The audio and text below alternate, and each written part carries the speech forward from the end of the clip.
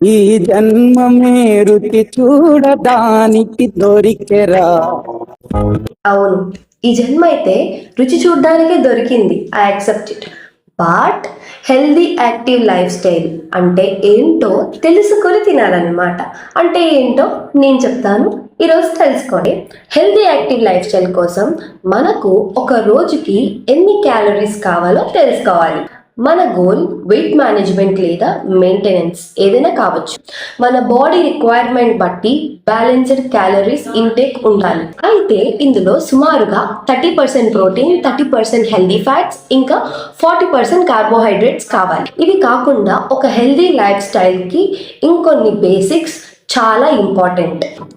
సరిపడే water intake, hydration కోసం, ఇంకా ప్రాపర్ స్లీప్ బాడీ రికవరీకి అవసరం.